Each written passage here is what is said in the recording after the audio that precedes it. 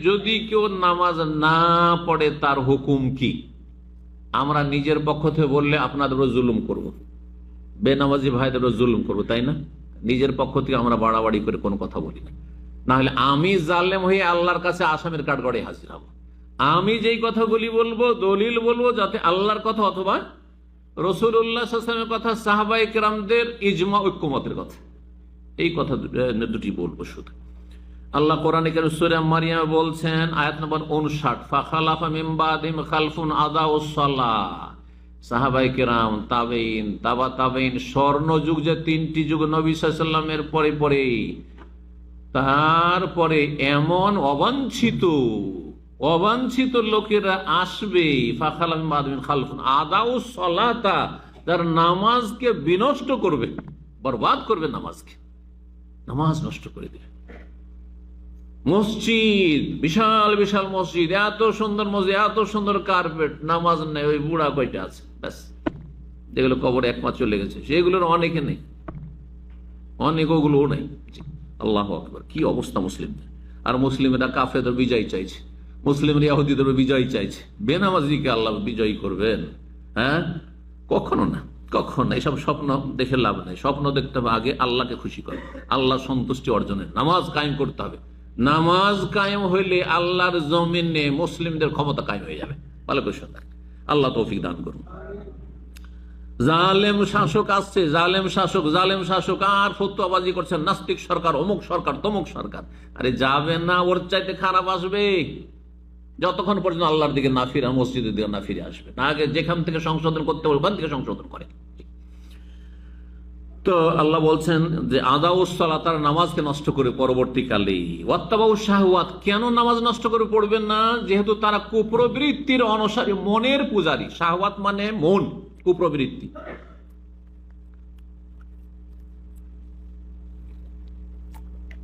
তারা কি করবে? শাহওয়াত মানে কুপ্রবৃত্তির অনুসারী হবে, মনের পূজারী। মন বলছে নামাজে যাব না, ঘুমাবো ফজরে। মন বলছে এখন চা পানি করবো, মাগরিব এশায় যাব না। মন বলছে নামাজ যাব না, পড়বো, সময় আছে, বয়স আছে, হজটা করি তারপরে ধরবো। কেউ বলছে মেয়ের বিয়ে দিই তারপরে পড়বো। কেউ বলছে যে এখন তো যুবক হয়ে আছি, আচ্ছা শুরু করে দেবো। বাপকেও দেখেছে 40-50 বছর বয়সে শুরু করেছে, ছেলেও তাকেই ফলো করছে। রাসূলুল্লাহ সাল্লাল্লাহু আলাইহি ওয়াসাল্লাম ফলো করতে চাই না, তার আদর্শ ফলো করতে চাই না। তো বলছেন যে ফাসাউফা ইয়ালকাউনা গাইয়া, সুতরাং শীঘ্রই এই বেনামাজিরা, যারা নামাজকে নষ্ট করেছে, গাই নামক জাহান্নামে প্রবেশ করবে, জাহান্নামে যাবে তারা, স্পষ্ট। তাহলে আখিরাতে পরিণাম বেনামাজের জাহান্নাম। সূরা মারিয়ামের আয়াত বললাম। আরো শুনেন হাদিস, এখন তিরমিজির 2546 নম্বর হাদিস। আব্দুল্লাহ বিন শাকিক আল ওকাইলি, প্রখ্যাত তাবেঈ, তিনি বলছেন, কানা আসহাবু মুহাম্মাদিন সাল্লাল্লাহু আলাইহি ওয়াসাল্লাম ইয়ারাউনা শাইআম মিনাল আমালি তারকুহু কুফরুন গায়রা সালাহ। মুহাম্মদ সাল্লাল্লাহু আলাইহি ওয়াসাল্লামের সাথী সঙ্গীগণ কারা? আবু বকর, ওমর, ওসমান, আলী, আশরা মুবাশশারা, তারপরে বদরের যুদ্ধে 313, ওহদের যুদ্ধে 700, আর তারপরে যতগুলি সাহাবে কেন খন্দকে ছিলেন, হুদায়বিয়াতে 1400 ছিলেন, মক্কা বিজয়ের সময় 14,000, 10,000 বছর, তারপরে 14,000 নিউ মুসলিমদেরকে দিয়ে, সব মিলে এরা সব সাহাবায়ে কেরাম যারা নবী সাল্লাল্লাহু আলাইহি ওয়াসাল্লামকে এক নজর একবার দেখেছে, নবী সাল্লাল্লাহু আলাইহি ওয়াসাল্লামের সাথে একবার অন্তত কিছুক্ষণের জন্য মোলাকাত হচ্ছে, 1 মিনিটের জন্য হইলেও, তারা সাহাবায়ে কেরামগণ সম্পর্কে বলছেন তিনি, লা ইয়ারাউনা শাইআম মিনাল আমালি তারকুহু কুফরুন গায়রা সালাহ, কোন আমল পরিত্যাগ করাকে কুফরি তারা মনে করতেন না। কেউ চুরি করলো, চোরকেও কাফের বলতেন না, আর ডাকাতকেও কাফের বলতেন না, তারপরে কেউ যদি সুদ খোরায় তাকেও কাফের মনে করতেন না, কেউ যদি আপনার যাকাত না দেয়, অস্বীকার না করে, রোজা না রাখে, ফাসিক বলতেন, কিন্তু কাফের বলতেন না। জি, ওমরা করেন না, কাউকে বলতেন না যে কাফের। হ্যাঁ, কিন্তু গায়রা সালাহ, সালাত ছাড়া কোন আমলের ক্ষেত্রে কুফরি বলতেন না। সালাত ছেড়ে, নামাজ ছেড়ে দিলে সাহাবায়ে কেরামগণ তারা একমত ছিলেন, ইজমা ছিল, এই হাদিস প্রমাণ করে যে তারা কি বলতেন, যে সে কুফরি করে ফেলল, কাফের হয়ে গেল সে।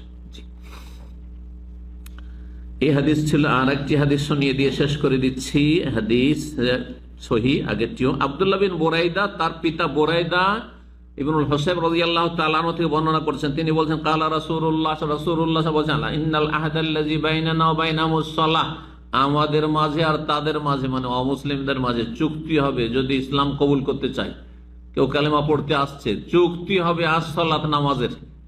কেউ যদি আমাদের কাছে কালেমা পড়তে আসে যে আমি মুসলমান হব, তাহলে তাকে আমার চুক্তি, আমার উপর ফরজ এই হাদিসের আলোকে বলে 5 ওয়াক্ত নামাজ পড়তে হবে। যদি বলে ওইটা পারবো না, আপনি নিয়ে নেন মাসে 500 রিয়াল নিয়ে নেন, কিন্তু নামাজ পড়তে পারবো না, বলছে মা সালামা, যাও বিদায় হও, তোমার ইসলাম কবুল না। কথা বোঝা গেছে? ইন্নাল আহাদাল্লাযী বাইনানা ওয়া বাইনাহুম, আমাদের মাঝে এবং অমুসলিম মাঝে চুক্তি হবে ইসলামে দীক্ষিত হতে চাইলে as-সালাত, নামাজের 5 ওয়াক্ত নামাজ পড়ে। নামাজ মানে 5 ওয়াক্ত নামাজ, নফল নামাজ না, সুন্নত নামাজ না, কিছু না। ফরজ কত রাকাত? মাত্র 17 রাকাত।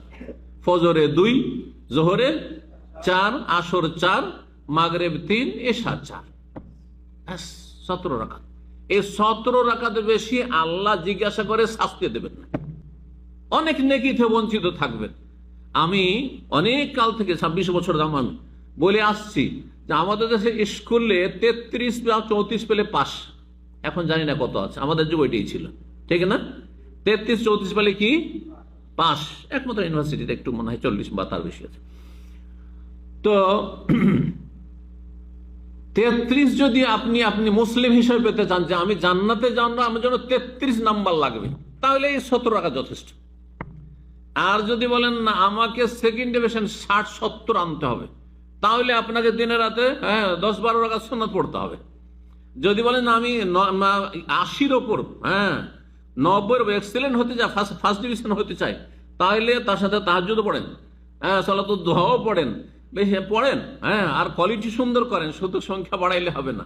তাহলে তখন আপনি 90-100 যা চান তাই পাবেন, যদি কোয়ালিটিও সুন্দর হয়। যেমন পরীক্ষা আমরা লিখে যার যেমন লেখা আর ভঙ্গিমা সেই হিসাবে কারো নম্বর কেটেছে, কখনো কেটেছে, কখনো কাটেনি। তো বলছে মান তারা কাহা, যেই ব্যক্তি সালাত ছেড়ে দেবে। নবী সাল্লাল্লাহু আলাইহি ওয়াসাল্লাম জানতেন ফাসাকা ভাষাটি, ফাসাকা মানে পাপিষ্ট হয়ে যায়, গুনাহগার হয়ে যায়, বোঝা গেছে? আসা মানে নাফরমান হয়ে যায়, অন্য ক্ষেত্রে ব্যবহার করেছেন, কিন্তু এখানে বলছেন ফাকাদ কাফারা, সে কাফের হয়ে গেল। কি হয়ে গেল? আল্লাহু আকবার, কাফের হয়ে গেল। আমি বলছি, কে বলছেন?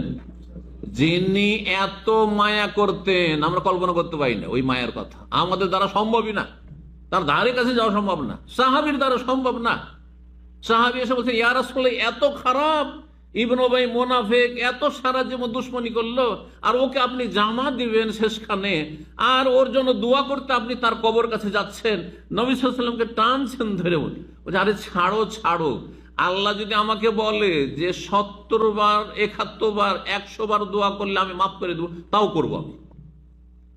আল্লাহ আয়াত নাযিল করে দিলেন ইন তাস্তাগফির লাহুম 70 মাররাতান ফালা ইয়াগফিরুল্লাহু লাহুম। এই মুনাফিক কাফেরের জন্য যদি 70 বার করেও হে নবী তুমি আমার কাছে ইস্তেগফার করে, আল্লাহ তুমি ইবনে উবাই মুনাফিককে মাফ করে দাও, এই কাফের নাস্তিকে মাফ করে দাও, এই মাজার পূজারীকে মাফ করে দাও, এই মুশরিককে মাফ করে দাও, ঈমান ভঙ্গকারী জাদুকরকে মাফ করে দাও, ফালা ইয়াগফিরুল, কখন আল্লাহ মাফ করবেন না?